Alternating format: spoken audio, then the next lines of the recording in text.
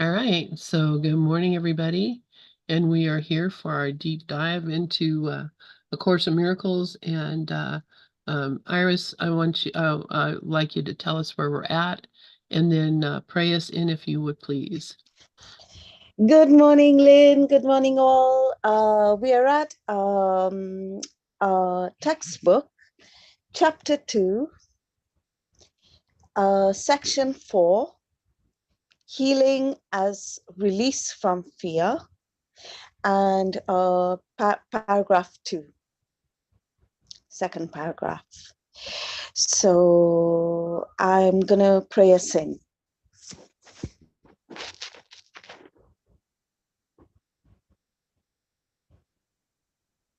I am here only to be truly helpful. I am here to represent Him who sent me. I do not have to worry about what to say or what to do, because He who sent me will direct me. I am content to be wherever He wishes, knowing He goes there with me. I will be healed as I let Him teach me to heal. Amen. Amen. Amen. So did you say chapter 2, section 2, paragraph 4? Okay. No. Sorry. Let me repeat. Chapter 2, section 4, part 2. Okay. Yeah, that's what I thought. There we go. Paragraph 2. Okay. So who would like to read? Are you guys all seeing it here? Yeah, it's very clear. Okay. I'll take it. Great. Thank you, Rafi. A major step in the atonement plan is to undo error at all levels. Sickness or not right mindedness is the result of level confusion because it always entails the belief that what is amiss on one level can adversely affect another. We have referred to miracles as the means of correcting level confusion, for all mistakes must be corrected at the level on which they occur. Only the mind is capable of error. The body can act wrongly only when it is responding to misthought. The body cannot create, and the belief that it can, a fundamental error, produces all physical symptoms. Physical illness represents a belief in magic. The whole distortion that made magic rest on the belief that there is a creative ability in matter which the mind cannot control. This error can take two forms. It can be believed that the mind can miscreate in the body, or that the body can miscreate in the mind. When it is understood that the mind, the only level of creation, cannot create beyond itself, neither type of confusion need occur.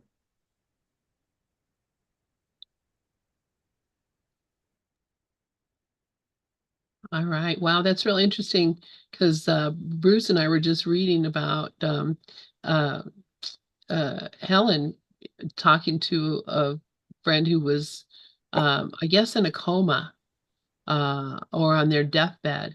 And she was telling that person, this was before she even had the course, she was telling that person, the mind is not in the brain. What you are is not in the brain. You can join with Christ in your mind, and you can join with me in Christ in your mind, and we can heal. And so, I mean, that Helen had those thoughts in her mind already before the course, but the discussion about the undue error at all levels, um, and sickness or not right-mindedness is the result of level confusion because it always entails the belief that what is amiss on one level can adversely affect another. And so And we go by that level confusion when we go and ask God, please heal my cancer. God, please, take care of my bank account. God, please watch over my children. We're asking God to do a lot of things that are not on the level of truth and not on the level of reality, that are really on the level of the dream. And we try to bring God into the dream and give him a role in in our lives and what's going on. So this is why he's talking about the physical illness and all things physical, all things that have to do with the world are part of, come from our belief in magic. And the whole distortion that made magic rests on the belief that there is a creative ability in matter which the mind cannot control. And of course, we say that all the time. I got a virus, I got a cold, I got I got a Charlie horse in my leg. I got, all these things are happening. I don't have any control of them. I have an upset tummy. I wish I could, make my digestive system work differently, or whatever it is. We're thinking all kinds of ways that we could uh, magically change the dream. Um, because we think for some reason that there's a creative ability in matter that the mind can't control. Um, so either we can believe that the mind can miscreate in the body, or that the body can miscreate in the mind. And so then again, we can say, I was um, I don't know, body miscreating in the mind. I was out of my mind. I was in pain. I was hangry. That's a good one. I was hungry and angry. And because I was hangry, my body was hurting. That's the reason that, my mind snapped and I became, a raving maniac. And I'm reminded of a video that's on, the social media, TikTok, whatever, of a girl who, they picked her up from work. She just worked like a 12-hour shift, and she told them she wanted to go someplace to eat, and they were giving her a hard time about it, and she freaked out and she went crazy, and she was like, Wingstop, Wingstop, I have had nothing to eat all day, nothing, nothing, and they were all laughing at her. And everybody on the internet is laughing at this girl because she's so angry and hungry and tired and whatever. And that's what happens. We get the idea that our body can make us insane and give us um do something to us that we don't have any control over. I can control my blood sugar is off, or I can't control these things. And Jesus is not only implying that we can, he's saying the body doesn't really have the ability to make you insane. The body doesn't have the ability to change what you are. So, um, anybody have any thoughts about that? Dove has his hand up, and then Rafi. Go ahead, Dove. Okay, yeah, that's the greatest misunderstanding when it comes to addiction. So people in the physical world say, well, I have this addiction, and all they're looking at is the effects. The course has nothing to do with effects. It only looks at cause. So the cause is always in the mind. So unless I go to the mind and say, I want to see this differently, and I have no need of this thought anymore, of course, the effects keep going on, and you can do anything you want in the physical world of addictions to correct whatever it is that you want to stop being addicted to. But all you're going to do is pick up another addiction. You go from addiction to addiction to addiction. I don't care if it's food, alcohol, drugs, it doesn't matter. You're treating the wrong thing. I mean, of course, we go to a doctor, and the doctor is not a mind doctor. He's a physical doctor. Means he knows how your body operates. He's going to give you all kinds of medicine run up a bill and say, oh, do this and maybe you won't feel the pain. But that doesn't stop anything. The real cause is in the mind. That's why you have to only psychotherapy can heal. Spiritual psychotherapy is what the Course in Miracles is. That's it. Yeah, and if we don't heal it at the level at which the actual problem is, then we just keep having the same problem over and over because nothing is really ever healed. So, that's why the mind really has to be healed, um, and recognize that, the body has nothing to do with what we are. Rafi and then Iris. Yeah, mostly I'm echoing what Dove just said, but if the body it can't cause anything. I mean, if you want to put it in terms to make it easier to understand, the body's like an action figure, a bobblehead doll. I mean, it can't do anything. Everything starts in the mind. And it couldn't have started in the mind if you didn't have a fear about it first. And so the fear is, gee, I could get sick. Well, the mind creates sickness and boom, it projects it into the body, and the body is the effect. My brother, who was a doctor, and long before I studied anything like this, said to me, I guess maybe I was about 15 or 16 years old. He said, you never treat the symptom, you treat the person because everybody's different. And that got locked into me. And every time I watched and get to the hospital to visit somebody who was sick, and I realized the doctors and the nurses are doing the best they can, but they're treating the symptoms. They're treating the effects in the body because that's all they know how to do. But if you approach it from it started in the mind and the body is just a reflection of that, or an expression of that, then you can go and do something, really about it. Otherwise, you're playing games, and it's like Duff said, you're going from one to another, and you're never going to get anywhere. Exactly, exactly. You're just, putting invisible band-aids on things. And the only way that anything is really ever going to be healed is for the mind to be healed. Iris, please go ahead. Thank you, Lynn. I just wanted to say I really love, love, love this subject. It's like so empowering. And it's very interesting, like, because every time, like, I find myself blaming things outside, like person, place, thing, condition, whatever. Like I'm always reminded of that paragraph. Like I am responsible for what I see. I know you want me in. You know. Sorry, got distracted. And like what Dove says, like I am cause. I am cause. And I love this. I don't know if I have anything more to say about it because I'm still discovering this. But it reminds me of like like these people in the circus, yeah, that are walking or doing like these amazing tricks. And like the ones that are walking on a tightrope, or even those ones, like if they look down, they're going to get scared and they'll fall.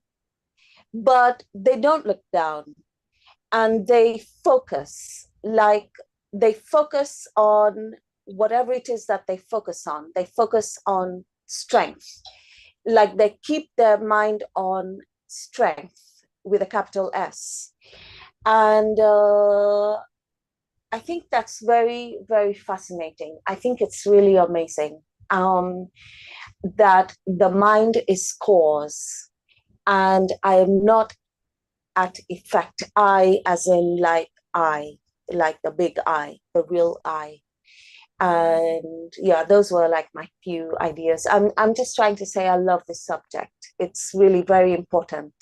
I think it's very important. And I'll hand back to Lynn. Yeah, thank you so much, Iris. And yeah, you make me think, the guys in the circus that are walking the tightrope, they don't have to look down because they know that rope is there.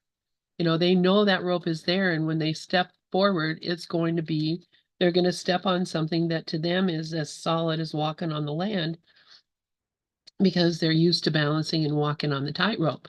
Um, me personally, I wouldn't be able to do that, but not even with, years of practice because my, balance system is screwed up. And maybe I could, because people can do it blindfolded, people can do it, but you just know that the rope is there. You're always going to be stepping forward and there will be a rope. If the rope were suddenly cut, you would fall to the ground because the rope would not be there. But the rope is there. And so that's what we have to remember. The rope is always there. Just like Indiana Jones with the invisible bridge, just, put a little sand down there, you can see it's there. Michaela has her hand up. Go ahead, Michaela. Oh, I was just going to comment too about, I love that what Iris said about, a person walking the tightrope, because you have to you have to come to be in the present moment when you're with something like that. You become one with it. So there's no duality. So that was really a beautiful sharing on her part. And it goes in line too with today's lesson. There is nothing to fear. So I just wanted to bring that up. Thank you. Yeah, thank you for that too. And yeah, today's lesson, there's nothing to fear. He says you already know this. But, because you don't believe it, repeat it to yourself, say it whenever something is going on. And, I can imagine that tightrope walker saying that as they're walking across, there's nothing to fear, the wind is blowing, the rope is swaying, but, here I am and, I have my skill and my ability and my balance that's going to get me from here to there. So, anybody else have any comments? Yeah, Rafi. Yeah, one of the ways that we get sick is that when the ego feels really threatened, it'll do something to validate that, and it'll give you a physical illness. And then you have to deal with the illness, and you don't deal with it. You don't deal with the situation that makes the ego feel really, really threatened. So again, you're still dealing with the effects and not the cause. But I've seen it in others, and I've seen it in myself. That ego feels scared to death it's going to die or it's going to go out of existence, and it's still just a concept. That part I never got. It'll make something happen to people, and they'll have to deal with that, and they don't ever deal with like Bev says, go in and say, can I see this another way? Or can I go in and see what is that threatening thing and release it? You're going to have to deal with the illness and let it heal on its own and yada, yada, yada, yada. And you never get to the cause. Exactly, exactly. Because yeah, you've had this very successful diversion. And and the ego will go so far as to kill you. If you get too close to its secret, it'll make you so sick that, you'll give up the body because you're in so much fear. And I'm not saying that, if you are sick is because you're in fear. We are not sophisticated enough in our knowing of ourselves to be able to really control our bodies with our minds. Now, that doesn't mean that we won't be able to and that it's not possible, because it very definitely is possible, because, that's what Jesus did. He created the body. He made the body from his mind. He wasn't the victim of the body. He was the manifester of the body. And he did that because he was in control of his mind. He did come to the place where he was not controlled by the world. So, uh, These are all very helpful thoughts. And of course, this section is called Healing as Release from Fear, right? So what it's called, Healing as a Release from Fear. So the main crux of the matter here is that it's the fear that keeps us trapped in the body, keeps us believing that the body is not only has creative ability, but that it can hurt us and destroy us. That's pretty powerful. That's very, very powerful. And so, yeah, we're given an opportunity to change our mind about this. And, we're given, 365 lessons and a whole big book and a manual for teachers and everything, explaining to us how and why we do it. And eventually we will remember and give it up. So let's take a look at paragraph 3. Who would like to read paragraph 3?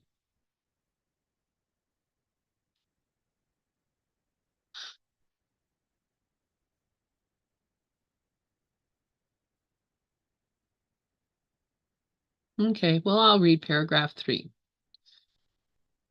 Paragraph 3. Only the mind can create because spirit has already been created, and the body is a learning device for the mind. And again, the mind and the body, the mind and the brain are different things. So the mind is not in the body. So, okay, let me read that again. Only the mind can create because spirit has already been created, and the body is a learning device for the mind. Learning devices are not lessons in themselves. Their purpose is merely to facilitate learning. The worst a faulty use of a learning device can do is to fail to facilitate learning. It has no power in itself to introduce actual learning errors. The body, if properly understood, shares the invulnerability of the atonement to two-edged application. This is not because the body is a miracle, but because it is not inherently open to misinterpretation. The body is merely part of your experience in the physical world. Its abilities can be and frequently are evaluated. However, it is almost impossible to deny its existence in the world. Those who do so are engaging in a particularly unworthy form of denial. The term unworthy here implies only that it is not necessary to protect the mind by denying the unmindful. If one denies this unfortunate aspect of the mind's power, one is also denying the power itself. So, who would like to take a stab at that? Breaking that down. Michaela, please go ahead. Well, I just want to say of an experience that my son had the other day. He's an EMT, and it's the power of the mind over the body. And I have to go gently with him because he's kind of at the age at 22 where he doesn't want his parents to be telling him what to do. So I have to be careful. But he's an EMT on the ambulance, and he showed up on a call, and the fire department was there, and they said that it was the lady. She was going to need a psych eval, and the daughter said that she took her medicine. She just started acting like this. Well, my son, so the fire department left, and my son was going to transport her. And while he had her inside the ambulance, her blood pressure was in the hundreds on the top number and in the hundreds on the bottom number. So it was too high. And he listened to the still small voice inside his head, and it told him to take it again. And he had verbally told her how her blood pressure was, and she in the body was kicking him, hitting him, trying to bite him. She was going crazy. But when he told her how high her blood pressure was, the voice told him to take it again. He took it again, and it was over in the 200s. The body had now had the experience of the top number in the 200s and the bottom in the 200s. So he heard she's going to have a stroke. So they booked the ambulance up to code 3 with lights and sirens, brought her into the ER, and sure enough, she was having a stroke. So it was an experience because originally it was a psych eval, but once her physical ears interpreted with the mind, the perception that her blood pressure was high, it even became higher out of that. And the mind created this all within the body. So it was really interesting. Wow. So Yeah. it goes in line with this number 3 about the body and the, and the mind is the one that's creating all of this, that it's powerful. So that was a really experience for him to see. And I was very grateful that he, listened to the right voice. So, and I think it is important to pray for others in this experience of this lifetime in the physical body, that we pray that they listen to their right mind. I've noticed it really does assist them. So, Oh, that's and beautiful. thank you. Especially that your son was able to hear that and knew that, even though you don't want to get too woo-woo with them, because I know that scares people. But that is an amazing facility, and it's not something unusual. It's something we all know, but we're just not. We don't pay attention to it because it doesn't suit our picture of ourselves. But fortunately, he was able to listen and to get her the help that she needed, get her to the place where she needed to be, and get her the help that she desperately needed, because he could hear. And that's, I think your prayers are well used there, Michaela. I love that story. Glorian, I would love to hear what you have to say. Hi, good morning, everyone. Thanks for sharing, McKaylee. Can we just go back a little bit to the last paragraph, the last sentence? Okay, so Jesus is telling us here, when it is understood that the mind, the only level of creation, cannot create beyond itself, neither type of confusion need to occur. So what he's telling us here is there's nothing other than everything. So once we accept the fact that God is all, God is, I am, then there's no confusion within the lower level of the mind. Okay, only the mind can create, extend, because spirit has already been created. So we already are in the image and likeness of our creator, which is spirit in a state of grace forever. And the body, the misperception, is a learning device for the mind. Learning devices are not lessons in themselves. Their purpose is merely to facilitate learning. So the idea is the body's a totally neutral thing. We give it the meaning that we place on it. The worst and faulty use of a learning device can do is to fail to facilitate learning. So that's it. That's it. It has no power unto itself to introduce actual learning errors. It follows the directions given it. The body, if properly understood, shares the invulnerability of the atonement, the at-one-ment, to two-edged application. It's neither can hurt or it neither can heal. That's the two-edged application. This is not because the body is a miracle, but because it is not inherently open to misinterpretation. The body is merely part of your experience in this physical world. It's a communication, it's a device. Its abilities can be and are frequently overvaluated. However, it is almost impossible to deny its existence in this world because we seemingly are in one. We're seemingly attached to what we misperceive and what we see here. Those who do so are engaging in a particularly unworthy form of denial. So we're not going to deny the body because it's our communication device and our opportunity to facilitate learning.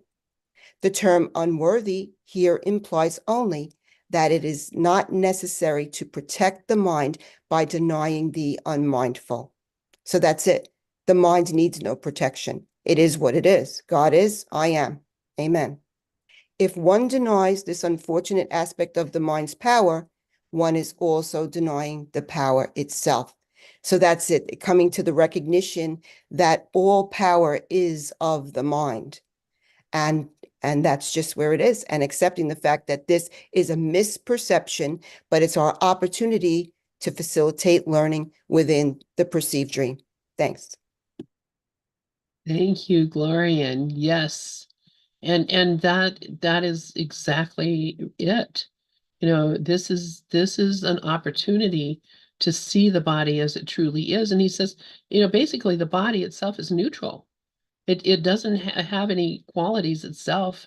It's not good, it's not bad, it's not healthy, it's not sick. It's just a neutral thing, and everything that's happening to it, we're projecting onto it. Lori Colburn, please go ahead. Hi, Lynn. Good morning, everyone. It's interesting because I was just using this section with my Sunday night group a couple weeks ago. And if we go back to paragraph 2, where it says in line 9, this error can take 2 forms. It can be believed that the mind can miscreate in the body, or that the body can miscreate in the mind. When it is understood that the mind, the only level of creation, cannot create beyond itself, neither type of confusion need occur. And what I was saying in my meeting was, I've been saying for 30 years, I give myself migraines.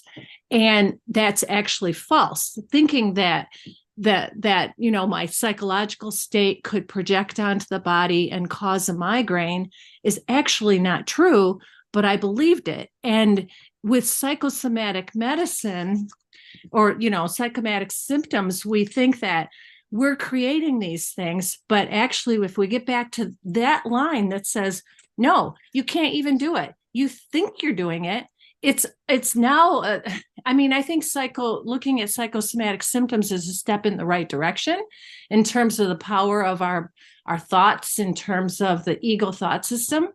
But I had to take a second look at that and go, wait a minute, I've been speaking wrong all these years. So I just wanted to throw that out there and see what you guys think of that. Can you kind of sum that up again in a, I don't know. Can you sum that up again? Because I'm following you, but I just want to know where you went from. From I'm giving myself migraines, which I do it to myself all the time. You know, and you know, for me, you know, I remember that Jesus says the key to healing is to understand why you want the sickness in the first place. Why is it that you want to be sick? If you know why it is that you want to have a migraine, then you can then you don't want a migraine anymore. And so the mind can miscreate in the body, or that the body can miscreate in the mind. Then you know, how does that fit with what you were just saying? Okay, I'll back up a little bit, because I had the same type of confusion, and I still do. That's why I'm bringing it up. So if I go back to paragraph 2, starting with line 4, only the mind is capable of error. The body can act wrongly only when it is responding to misthought. The body cannot create, and the belief that it can, a fundamental error, produces all physical symptoms. So that we're believing that the body can create. We're believing that if I think of something, then the body can create that as a result of my thinking. And so I'm confused too. I don't know if that's making any sense, but even the idea that, oh, I can make myself sick, because we do seem to make ourselves sick all the time. We all have psychosomatic illnesses, but even the belief in psychosomatic illnesses is error. So is that making any more sense? Yeah. Yes.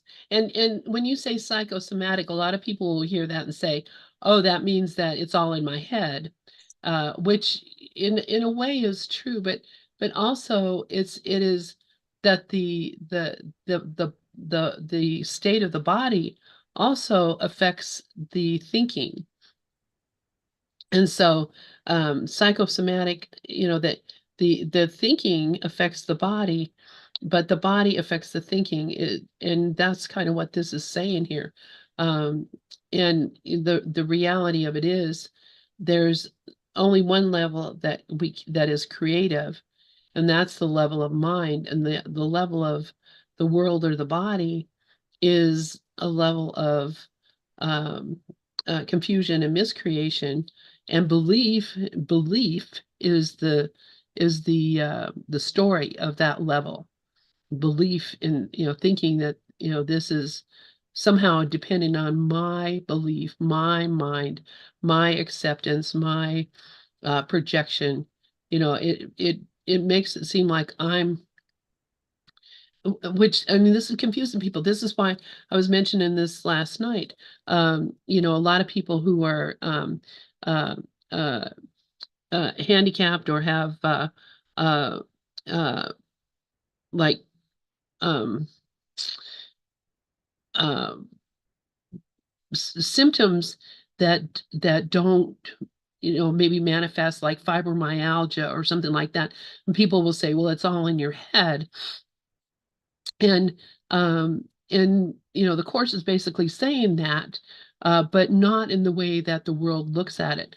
And I was listening to a person who was a spokesperson for the disabled, however you could be that, and they were talking about Marianne Williamson and saying the reason that they didn't support her, didn't like her, wouldn't want to put her in power is because she says all sickness comes from the mind.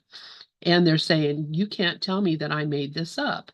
I truly have um, this disease. I truly have this problem, this issue. And for you to say it's all in my mind is really disingenuous. And basically, then you're putting the blame on me, and you're not going to help me. And you know, I think that's kind of a disadvantage for Marianne, because where we know on the level of of truth and reality that that's true, that's not the kind of thing that you can say in the world and have people who are going to be voting say, yeah, I agree with you, all sickness comes from the mind. That is an insult, really, to people who have physical handicaps or physical disabilities. So um, I think because we're confused about it ourselves and speak about it in public, then a lot of times people might think that we don't have empathy, we're not empathetic, we're not caring, because we're blaming you for your fibromyalgia or your migraine or whatever. uh anyway, Glorian has her hand up, and then Iris and Michaela. Go ahead, Glorian. Yeah. Yeah, thanks for that, Lori. There's a lot there. I'm not 100% sure, but this is what was coming to me as you were speaking. I'm not really certain that the ego makes the exact form that appears. I think it's representative of the attack on the body being the war against ourselves. Just like we didn't make the war that we seemingly see in the world, but it's reflecting to us the fact that this war that we have against ourselves to keep ourselves apart from God. If you can go down in paragraph 2, Lynn. I mean, up in paragraph 2, I'm sorry. Okay, so this is what I see from this anyway, for me. A major step in the atonement plan, the undoing of fear, is to undo the error at all levels. Sickness or not right-mindedness, which is the ego, is the result of level confusion, because it always entails the belief that what is amiss on one level can adversely affect the other. And that's not true. And that's where he talks about the level confusion. So it's this misperception on the level of the world or the reality that we are on the level of truth. We have referred to miracles, the shift from fear to love, as the means of correcting level confusion. For all mistakes must be corrected at the level on which they occur. So this is what I believe when Ken's talking about the decision maker, that on the level of perception, we come to recognize, there's got to be a better way, as Helen said. And then we ask the Holy Spirit for that correction. It's corrected on the level of misperception, not on the level of truth, because on the level of truth, it needs no correction. Only the mind is capable of error, so the ego mind. The body can act wrongly only when it's responding to misthought. So there again, it's listening to the fearful voice of the ego, and which is always attack defense, and which keeps that war against ourselves going. The body cannot create. Only God creates extension love. And the belief that it can, a fundamental error, provides all physical symptoms. So we believe the lie that this is real, and it's coming from our misperceptions, from our wrong thinking mind, images. My thoughts are images that I have made, the imagination that we project upon the seeming physical body. Physical illness represents a belief in magic, and magic is always associated with the body. The whole distortion that made magic, the ego, rests on the belief that there is a creative ability in matter which the mind cannot control. So we're replacing the true mind, the Christ, with this ego mind, believing that it can actually have some effect on something when ultimately it has no effect at all. This error, this mistaken belief, can take two forms. It can be believed that the mind can miscreate in the body, so there's the attack that the physical symptoms can occur. And actually, even if we seemingly heal one of those physical symptoms, another will occur, because illusion just is traded in for illusion, and it's part of the temporary. The healing or the wholeness comes from the acceptance of who we truly are. Or that body can miscreate in the mind. So the body has nothing to do with the mind of God, and it can never have any effect. Anything that we seemingly see here has no effect on that spirit that is in a state of grace forever, that I am as God created. When it is understood that the mind, the only level of creation, which is truth, oneness, wholing, healing, love, extension, grace, cannot create beyond itself because it just merely is, and there's nothing other than that, then neither type of confusion need occur. Thanks. I hope that's helpful, Lori. Yeah, thank you, thank you, thank you so much for that, Glorian. Appreciate that so very much. Iris, and then Michaeli. Go ahead, Iris. Thank you, Lynn. I know this part is very confusing about the mind and the body thing, and like it's just is pretty confusing. I find it confusing, but I just wanted to share like something that could be something room for thought or contemplation or whatever. Like I was listening to this teaching from the Upanishads, like the Eastern teachings. And I've always had this question, like, where do my thoughts come from? Like I have all these thoughts, and where exactly do they come from? Like, and I heard a talk that I'm still thinking about, but made some sense. And maybe like Lynn and Dove, maybe you know about this. And it's like it says that in this teaching in the Upanishads, it says that these thoughts that are coming from our mind, like they're not like the God thoughts, they're just all thoughts, all fears or whatever, like coming from the small mind, quote, small mind. So they come from the vasanas, like in that term, vasanas, which I have to Google. And the vasanas, they are like tendencies that we have in the soul or the souls or the whatever, like, and so these thoughts are coming from there. So they showed a kind of like a diagram where it was like the vasana, thought, desire, action. And it's always in that direction. The vasana, like the overall, I'll just use a random word like energy, like the from the soul, the vasana, then the thought, then the desire, and then the action. And that was one point. And the second point that I heard, and I wrote it down, which was like this thing about like awareness and getting aware of awareness and consciousness. And I've heard teachers say like, I'm in pure consciousness, you know, I know how that feels. The talks from the Upanishad says that, which really blew my mind. And it said that there is no life in Atman, in pure consciousness. One cannot reach pure consciousness. And so it said that there is no life in Atman. There is no life in that. And there is also no life by itself in body, mind, and intellect. So it's just gross matter, like just matter. But when the Atman, the Atman, the pure consciousness, contacts the body, mind, and intellect, then there is life with a capital L.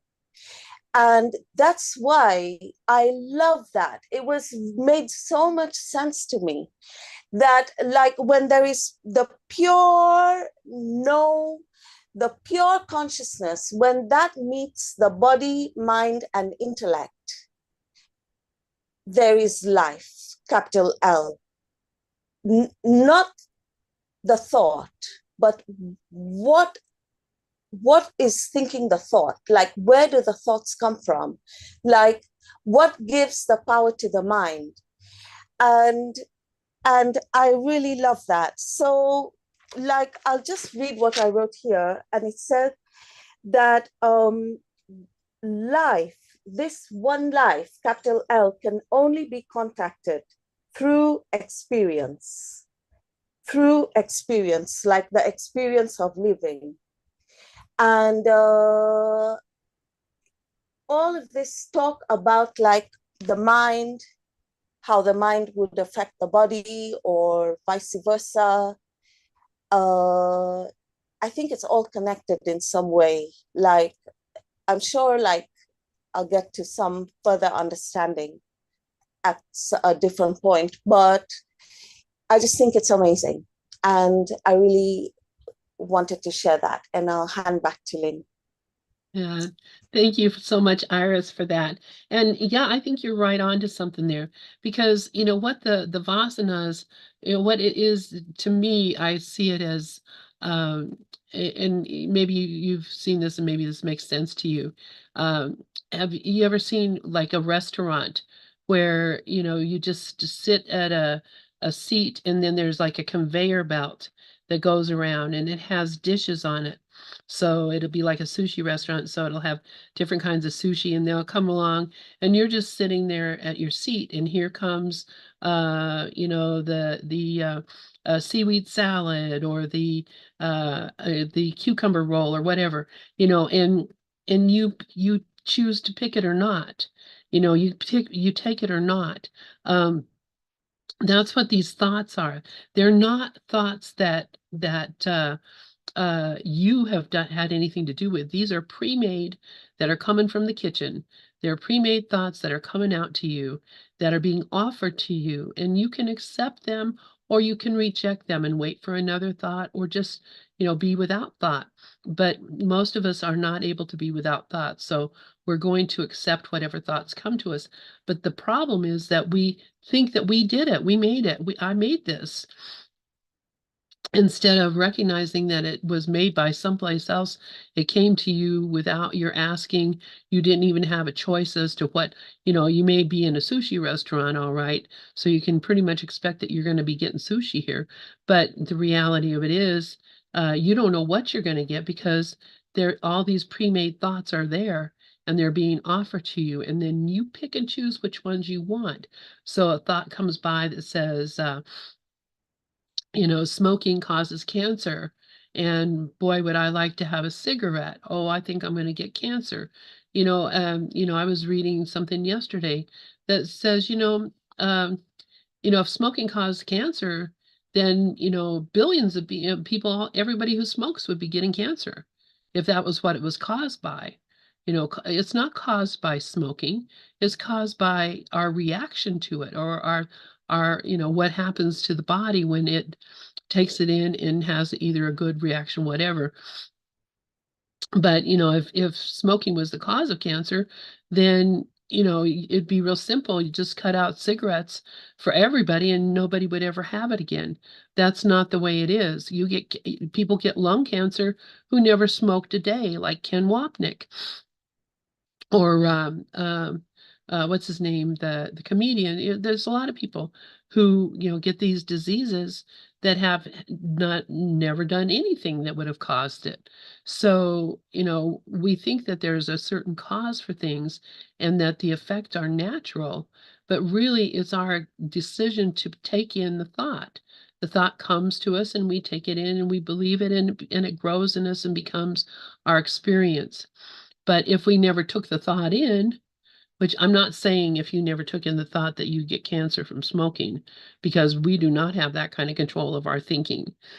I'm just using this as an example. Um, I mean, you see it all the time. Two different people have the same trauma, and one person comes out, just cheerful and happy, and the other person comes out broken and unable to be successful in their life because this thing happened to them. Same thing that happened to another person. The other person, either didn't mind it, or it didn't bother them, or they didn't get upset about it, or they didn't whatever. But it all depends on what you take in and what you're willing to believe.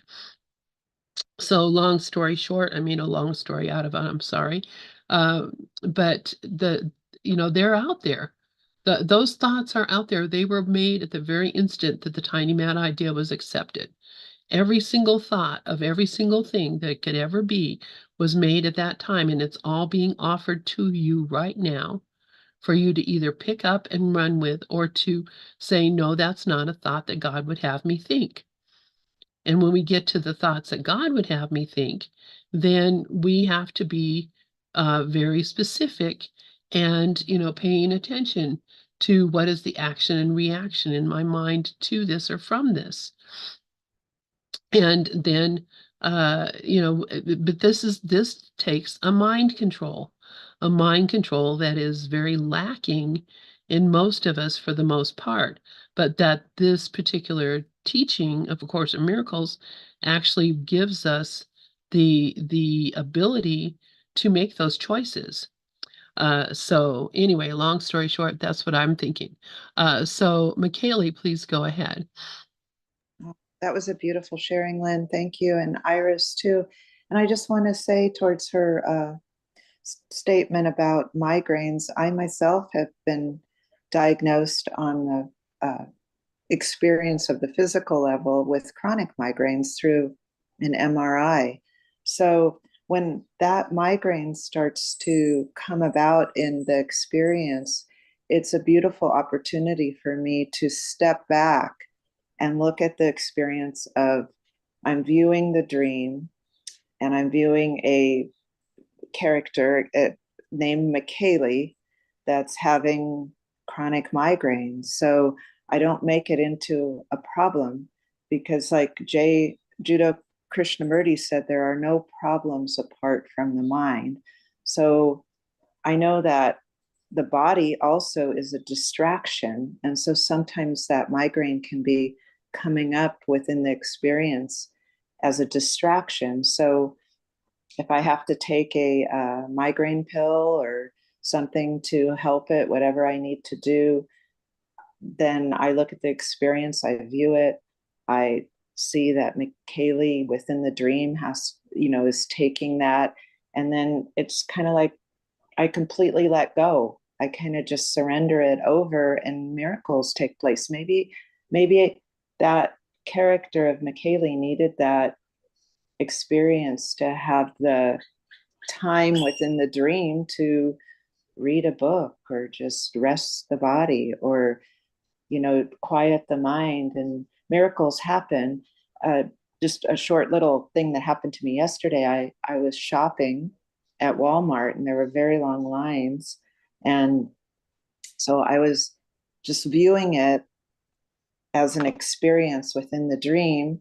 And I just said, no, I'm going to just stay in this line and I'll just be at peace and I'll just wait however long it takes.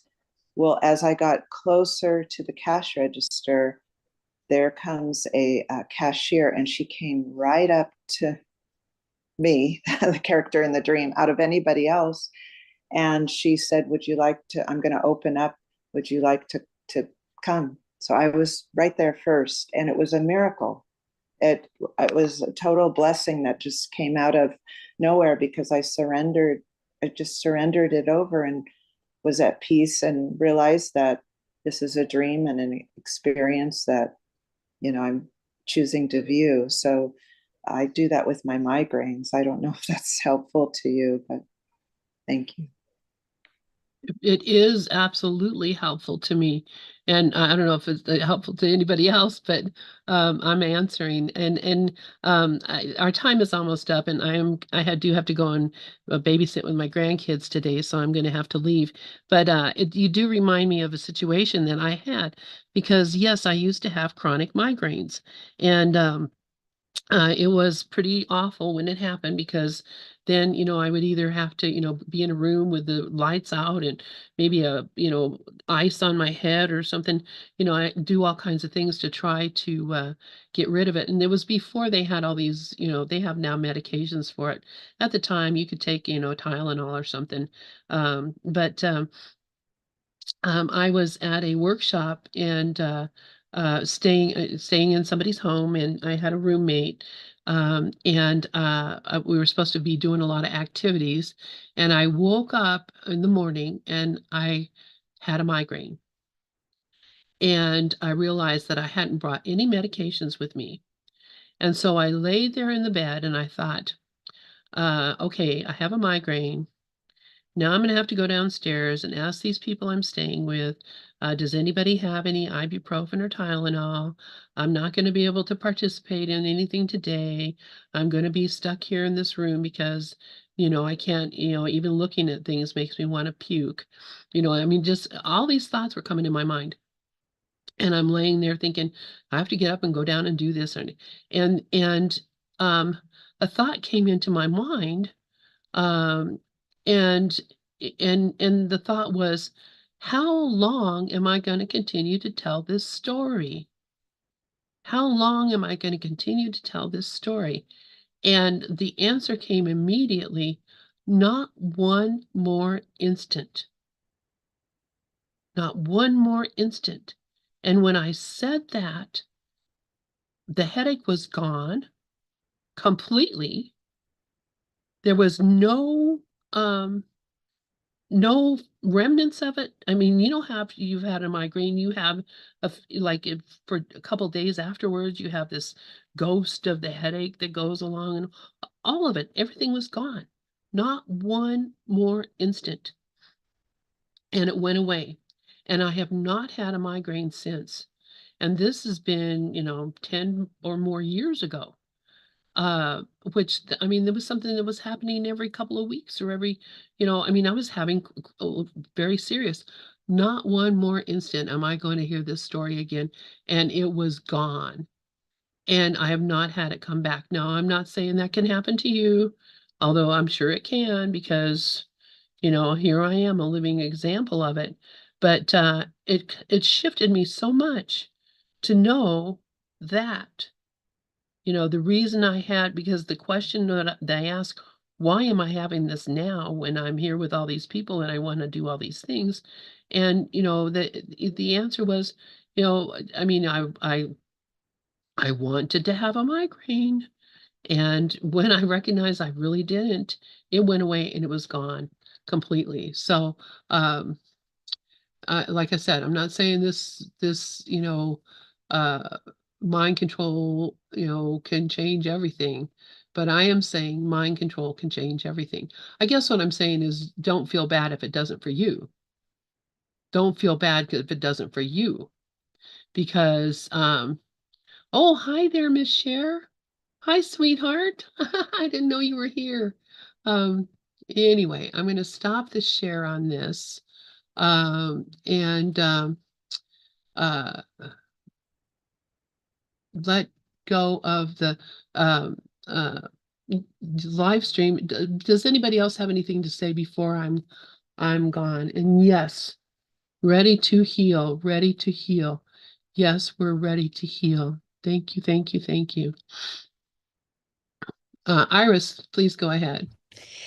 I love that story, Lynn. And Michele, I love that story. And like, I remember like when, like many times, like before, like many times I would work myself up in a right bad mood. Yeah. And it would be like, something going on and I was just really upset about it, and then this other thing and that other thing, and it would just be like a ton of, like, I wanted to be upset at that time. And now like when I feel myself getting like annoyed, like even a little bit, and like I get this feeling like, do I really want to be annoyed with this? I mean, do I really want to be annoyed with this like the way I was before? Like, and then I choose to see things differently. I choose to see things differently. I could see peace instead of this. Like, and I can repeat it a million times. I might have to repeat it another million times, but it really works. So I really love those stories. It's fantastic. Like standing in the long queue, am I gonna like run around and am I gonna be like annoyed just because of a queue? No, I can rest in God. I can see peace instead of this long queue. And then like the cashier calls you and says, it's your turn now. So I love it. It's awesome. And I'll hand back to Lynn. Thank you, thank you, thank you, Iris. Yes, so sweet. Rafi, please go ahead. Well, Dove keeps waving his hand like he wants to say something, or are you just waving bye-bye? You're muted. You're muted, Dove. That's all right. Go ahead, Rafi, whatever you're trying to say. Iris. And I said, thanks, Iris. Oh, okay. Yeah. Okay. What I wanted to do just was to commend Lynn on what she did when you made the decision. I'm not gonna carry this migraine story around with me anymore. You took over. You're the boss, and you're the boss of the mind. You're the boss of thoughts, feelings, and ideas. And once you get out of that victim thing and take over, say, wait a minute, I'm the one that makes decisions here, and you made that decision. It happened. I'm through with all of this. You took over and it was done. Proof to all of us, proof to all of us that we either take charge or we get into that victim mentality. Absolutely. Thank you so much, Rafi. And thank you everyone for being here with us today.